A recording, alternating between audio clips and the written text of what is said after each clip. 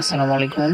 আজকে কথা বলবো জাপানি কোয়েল পাখি কীভাবে অনেক বেশি ডিম পারবে এবং অতি দ্রুত ডিমে চলে আসবে এবং অনেক দিন যাবৎ ওরা ডিম পারবে। তো আপনারা অনেকে একটা অভিযোগ করেন যে 50 দিন বয়স হয়ে গেছে পাখির, 2 মাস বয়স হয়ে গেছে, এরপরেও ডিম পারতেছে না। তো এটার মূল কারণ হচ্ছে ভিটামিন, মেডিসিন, তারপরে খাবার ম্যানেজমেন্ট ওগুলো ঠিক না থাকার কারণে এরকম হতে পারে। আরেকটা কারণ থাকতে পারে, বাজার থেকে যখন আপনি পাখি কিনে নিয়ে আসবেন, তো পাখি যদি পুরুষ পাখি দিয়ে দেয় তাহলে হচ্ছে এই সমস্যাটা হবে, ডিম পারবে না। তো আপনাকে আগে যাচাই বাছাই করতে হবে, ভালো একটা জায়গা থেকে, বিশ্বাসযোগ্য একটা জায়গা থেকে আপনাকে মহিলা পাখিটা সংগ্রহ করতে হবে যদি আপনি ডিম পাড়ার জন্য করে থাকেন।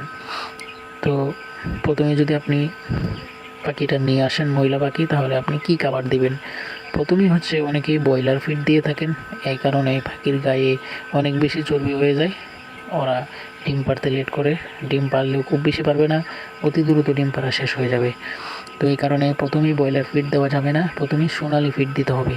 সাথে ব্রয়লার ফিড কিছু মিক্স করে দিতে পারেন, না দিলেও সমস্যা নেই।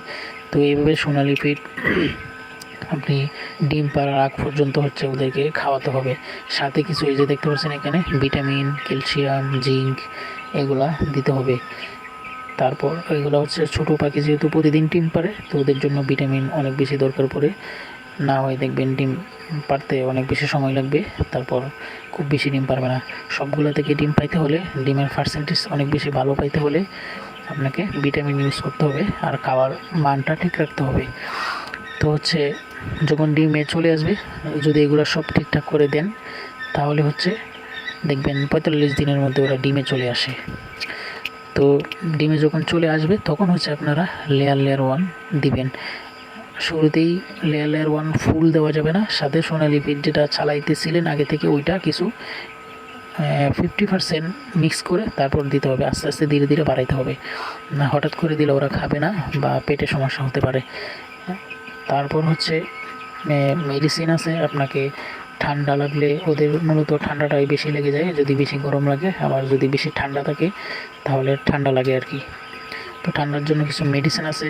তো এখানে যেহেতু শুধু ভিটামিনগুলো রাখছি, মেডিসিনগুলো এখন এখানে নাই, মেডিসিনগুলোর বিষয় নিয়ে অন্য এক সময় বলবো।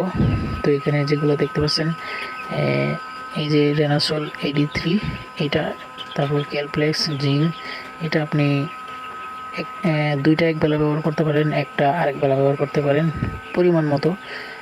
আর সকালে যদি দুইটা ইউজ করেন তাহলে আরেকটা রাত্রেবেলা ইউজ করবেন। তো রাত্রেবেলায় যে দেখতে পাচ্ছেন আমি পানি সরিয়ে ফেলছি, আর সকালবেলা যখন আমি মেডিসিনগুলো দিব বা ভিটামিনগুলো দিব তখন ওরা হচ্ছে সুন্দর করে খাবে আর কি। তো হচ্ছে সকালবেলা যখন দিব তখন মোটামুটি পানি একটু বাড়াইয়ে দিব, যখন রাত্রেবেলা ওষুধ দিব তখন রাত্রেবেলা বলতে সন্ধ্যার সময় দিয়ে দিব একেবারে অল্প পানিতে, যাতে করে ওরা সবটুকু পানি খেয়ে ফেলে আর কি, ওইভাবে দিতে হবে।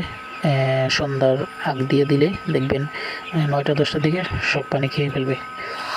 তো এইভাবে যদি করেন তাহলে দেখবেন পাখি সুন্দর ডিম পারবে। আমার এখানে মূলত 11টা পাখি আছে, এর মধ্যে 8টা পাখি হচ্ছে মহিলা পাখি আর 3টা আছে পুরুষ পাখি, কারণ এগুলো আমার বীজ ডিম।